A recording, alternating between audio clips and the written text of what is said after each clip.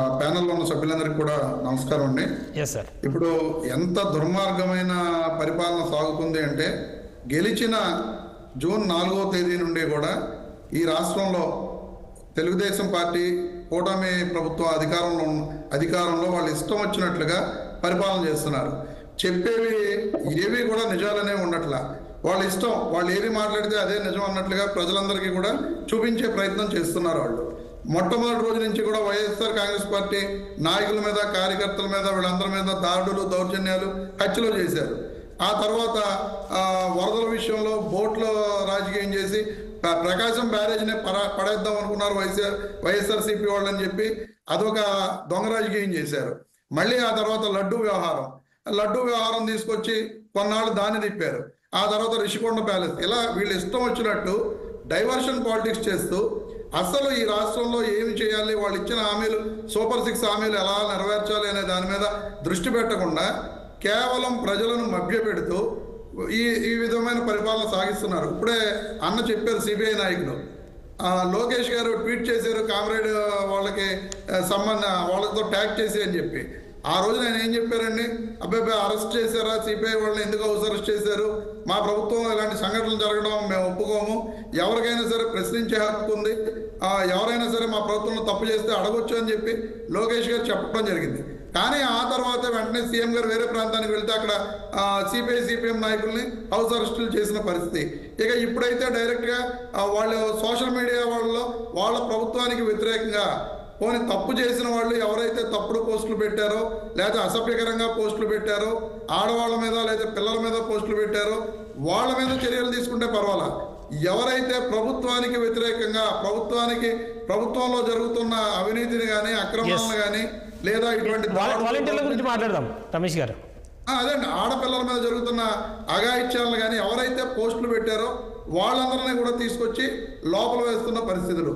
ఈ రకంగా క్లియర్గా వాళ్ళు ఏంటంటే వాళ్ళు ఏం చేయాలనుకున్నారో అది చేస్తున్నారు. వాలంటీర్ల విషయం వచ్చేటప్పటికి జగన్మోహన్ రెడ్డి గారి ప్రభుత్వంలో వాలంటీర్ వ్యవస్థను తీసుకొచ్చి ప్రతి సర్వీసు కూడా డోర్ స్టెప్ వరకు వెళ్ళాలి, ప్రతి గడప వరకు వెళ్ళాలనే ఏకైక ఉద్దేశంతో ప్రజలు ఆఫీసుల చుట్టూ తిరిగి వాళ్ళు నష్టపోకూడదు, వాళ్ళు ఒకరోజు కూలి పనికి వెళ్తే వాళ్ళు వచ్చే జీతం ఆ కూలి పని ఈ ఆఫీస్ చుట్టూ తిరిగితే వాళ్ళు నష్టపోతారు, వాళ్ళు నష్టపడకపోకుండా ప్రభుత్వం యొక్క సర్వీసులను డోర్ స్టెప్ల వరకు తీసుకెళ్లాలని చెప్పి జగన్మోహన్ రెడ్డి గారు గౌరవ వేతనం 5,000 రూపాయలు పెట్టి వాలంటీర్ వ్యవస్థను తీసుకురావడం జరిగింది. ఆ రోజు నుంచి కూడా వాలంటీర్ వ్యవస్థ ఎంత చాలా బాగా పనిచేసిందో మనందరికీ కూడా తెలిసిన విషయమే. కరోనా ఈ రాష్ట్రంలో కానీ ఈ దేశంలో కానీ ప్రబలినప్పుడు, ప్రపంచంలో కూడా ప్రబలినప్పుడు మన రాష్ట్రంలో కరోనా వచ్చి ఎంతోమంది ఎవరు కూడా మన చుట్టాలింటికి, మన బంధువుల ఇళ్ళకి, పక్కిళ్ళకి మనం వెళ్ళలేకపోయిన పరిస్థితుల్లో కూడా వాలంటీర్స్ ఆ ఇళ్లకు వెళ్ళి ఆ కరోనా వ్యాధిగ్రస్తులను కానీ వాళ్ళని కానీ 108 ఎక్కించి హాస్పిటల్స్కి పంపించి ఐసోలేషన్ చేసి క్వారంటైన్ చేసిన పరిస్థితులు. ఆ రోజున ఎంతో ఇదిగా వాళ్ళు పనిచేసిన పరిస్థితులు ఈ రాష్ట్రంలో చూసాం. ఆ తర్వాత ఎన్నో ప్రభుత్వ స్కీముల్లో వాలంటీర్లు ప్రతి అప్లికేషన్ వాళ్ళే ఫిల్ చేసి ఆ స్కీమ్స్ అప్లై చేసేవాళ్ళు. ఏ ఒక్క సంక్షేమ లబ్ధిదారు కూడా ఆఫీస్కి వచ్చి, సచివాలయానికి కూడా వచ్చి అప్లై చేయవలసిన పరిస్థితి ఉండేది కాదు. అలాగే క్యాష్ సర్టిఫికేట్లైనా, ఇన్కమ్ సర్టిఫికేట్లైనా ఏవైనా వాలంటీర్లకి చెబితే వాళ్ళే తీసుకొచ్చి సచివాలయంలో అప్లై చేసి ఆ క్యాష్ సర్టిఫికేట్ని, ఇన్కమ్ సర్టిఫికేట్ని కూడా స్టూడెంట్స్ క్యాష్ సర్టిఫికేట్స్ని, ఇన్కమ్ సర్టిఫికేట్స్ని కూడా ఇళ్లకు పట్టుకెళ్ళి ఇచ్చిన పరిస్థితి గత 5 సంవత్సరాల్లో మనం చూడటం జరిగింది. కానీ ఈ రోజున ఆ వాలంటీర్ వ్యవస్థను రద్దు చేసేసి మేము ఎలక్షన్ ముందు ఏం చెప్పారండి, మేము వాలంటీర్ వ్యవస్థని రద్దు చేయం, అధికారంలోకి వచ్చిన వెంటనే 10,000 రూపాయలు ఇచ్చి ఈ వాలంటీర్ వ్యవస్థను కంటిన్యూ చేస్తామని చెప్పి సాక్షాత్తు ముఖ్యమంత్రి చంద్రబాబు నాయుడు గారు ఉగాది రోజున చెప్పడం జరిగింది. పవన్ కళ్యాణ్ గారు చెప్పారు, ఆ తర్వాత ఎంతోమంది తెలుగుదేశం పార్టీ నాయకులు చెప్పారు.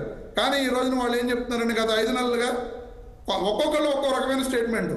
వాలంటీర్ వ్యవస్థని మేము ఇంకా రద్దు చేయలేదు, దాన్ని మీద స్టడీ చేస్తున్నాం, మండలానికి 5గురిని పెట్టాలా, 10 మందిని పెట్టాలా, లేకపోతే గ్రామానికి 5గురిని పెట్టాలని రకరకాల వింత ఇవి చెబుతూ మినిస్టర్ గారు కానీ, డోలా వీరాంజనేయ స్వామి గారు కానీ, లేకపోతే వేరే నాయకులు కానీ ఈ 5 నెలలు కూడా గడుపుకుంటూ వచ్చిన పరిస్థితి. ఎక్కడా కూడా వీళ్ళు తీసేస్తామని చెప్పిన మాట లేదు. నిన్న పవన్ కళ్యాణ్ గారు ఏం మాట్లాడారండి, అసలు వాలంటీర్ల మీద జీవోలే లేవు, ఆ వ్యవస్థ రద్దయిపోయింది, రద్దయిపోయిన వ్యవస్థను ఇప్పుడు మళ్ళీ ఎలా చేయాలి ఏంటనేది మాకు అర్థం కావట్లేదు అనే విధంగా డిప్యూటీ సీఎం పవన్ కళ్యాణ్ గారు మాట్లాడారు. మరి నిజంగా వాలంటీర్ల మీద జీవోలు లేకపోతే ఈరోజు మేము బయట పెట్టిన జీవోలన్నీ ఎక్కడి నుంచి వచ్చిన జీవోలన్నీ ఆ శాఖలను మార్చి వేరే శాఖలో కలిపిన జీవో కూడా బయటపెట్టడం జరిగింది మా నాయకుడు సుధాకర్ బాబు గారు. ఈ రకంగా జీవోలు ఉంటే జీవోలే లేవని చెప్పడం అనేది పవన్ కళ్యాణ్ గారు మరి డిప్యూటీ సీఎంగా ఉండి అధికారులు ఆయన తప్పుదోవ పట్టిస్తున్నారా లేకపోతే ఆయనే కావాలని చెప్పారా అనేది ఆయనే చెప్పాల్సిన బాధ్యత ఉంది. ఈ రకంగా ప్రజలను మభ్యపెడుతూ వాలంటీర్లను ఇబ్బందులు పెడుతూ వాళ్ళ రోడ్ల మీదకి వస్తే వాళ్ళనేమో అరెస్టులు చేస్తూ ఎక్కడన్నా మీటింగులు పెట్టినట్టు తెలిస్తే మీరు మీటింగులు పెడితే ఊరుకోమని చెప్పి వాళ్ళ భయభ్రాంతులకు గురి చేస్తున్న సంఘటనలు ఈ రాష్ట్రంలో అనేకం కోకొల్లలు. ఇప్పుడు నిజంగా వీళ్ళు వాలంటీర్ వ్యవస్థని రద్దు చేసేసే ఉద్దేశం ఉంటే క్లియర్గా చెప్పొచ్చు కదండి, మేము వాలంటీర్ వ్యవస్థను ఇవ్వదలుచుకోలేదు, వాలంటీర్ వ్యవస్థను రద్దు చేస్తున్నామని చెప్పి. జీవో లేదని చెప్తారండి. జీవో లేదని చెప్పడం మరి ఆయన ఎంతవరకు ఆయన పరిణితి చెందారో రాజకీయ నాయకుడిగా.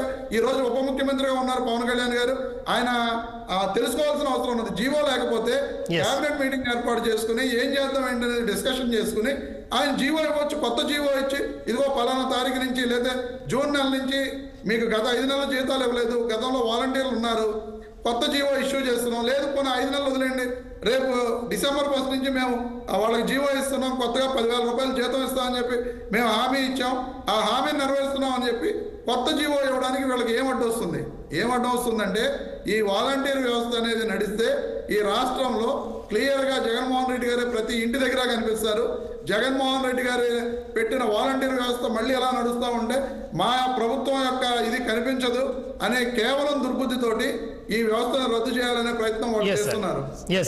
ఇది ఎంతవరకు సమంజసం అనేది మా పార్టీ కూడా ప్రతిసారి అడుగుతుంది. మీరు 10,000 ఇస్తా అన్నారు, ఈ రోజున ఏమీ చర్యలు తీసుకోవట్లేదు ఏంటి అని చెప్పి అడగడం జరుగుతుంది.